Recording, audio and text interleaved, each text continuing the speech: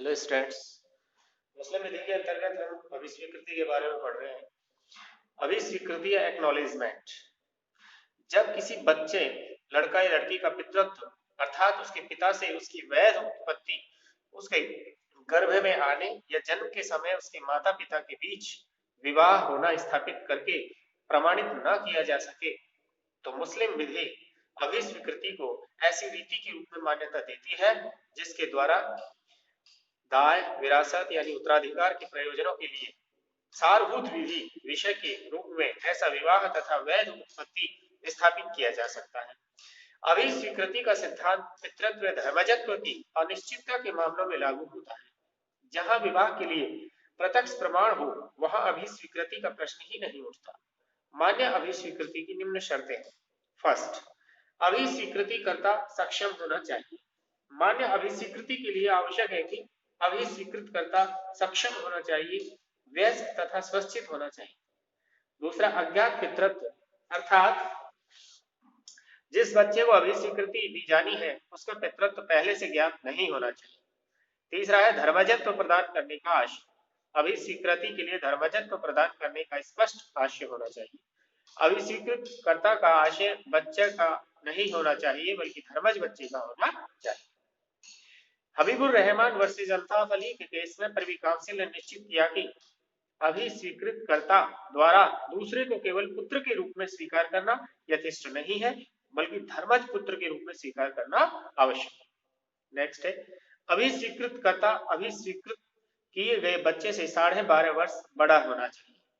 ये भी एक महत्वपूर्ण शर्त है कि उसकी आयु में जो अंतर है 12.5 वर्ष से अधिक होना चाहिए। माता पिता के बीच विधिक विवाह संभव होना चाहिए। अभिस्वीकृत किए गए बच्चे के माता पिता के बीच विधिक विवाह संभव होना चाहिए अर्थात वे निषिद्ध आसक्तियों से परे होने चाहिए, रक्त, विवाह या धात्रेय संबंधों के अंतर्गत नहीं होना चाहिए। नेक्स्ट है, अभिस्वीकृत बच्चा जिना की संतान नहीं होना चाहिए। एक बच्चा जिना की संतान तब माना जाएगा जब वह विवाह के पहले पैदा हो जाए या उस माता की संतान है जो किसी दूसरे की पत्नी है अथवा शून्य विवाह की संतान है, तो ऐसे बच्चे को अभिस्वीकृति प्रदान नहीं की जा सकती। नेक्स्ट, अभिस्वीकृत बच्चा अन्य व्यक्ति की संतान नहीं होना चाहिए। नेक्स्ट, यदि संतान वयस्क हो तो यह जरूरी है कि वह अभिस्वीकृति की पुष्टि करे या उसे स्वीकार कर ले।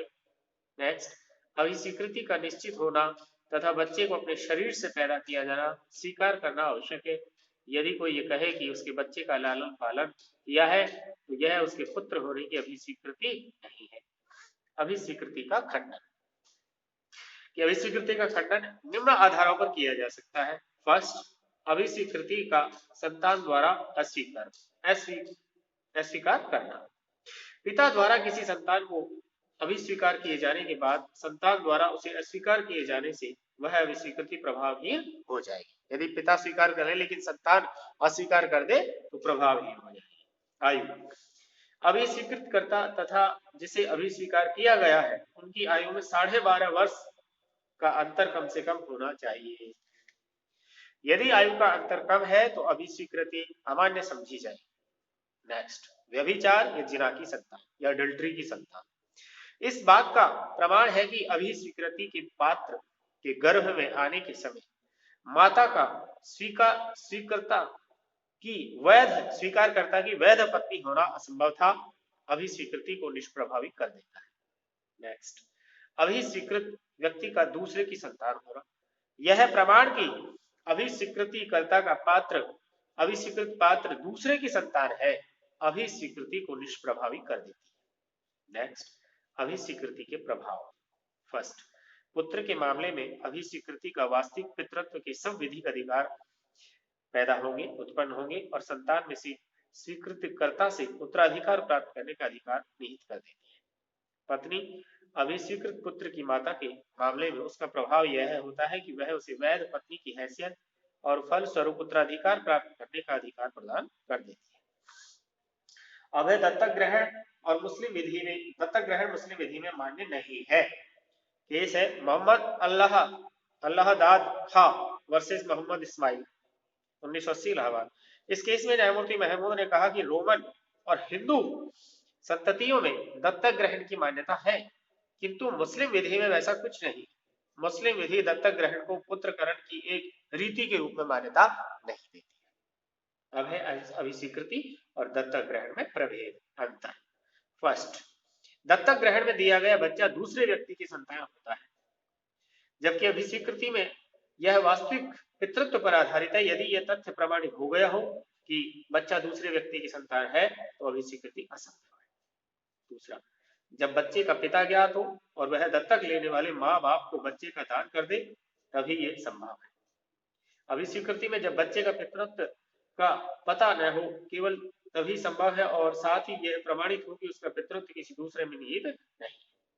तीसरा, जन्म के वंश को त्याग देने पर दत्तक लेने वाले व्यक्ति के वंश में पितृत्व स्थापित हो जाता है, जबकि अभिस्वीकृति में स्थानांतरण संभव नहीं है। नेक्स्ट, प्राचीन हिंदू विधि में दत्तक का उद्देश्य धार्मिक होता था, वर्तमान में आवश्यक नहीं है। इसका उद्देश्य यह है कि मृतक का वंश चलता रहे तथा संपत्ति का उत्तराधिकारी तय हो। अभिस्वीकृति धार्मिक ही नहीं पितृत्व का संदेह दूर करती है। इस तरीके से ये अभिस्वीकृति और दत्तक ग्रहण के बारे में था। Thank you.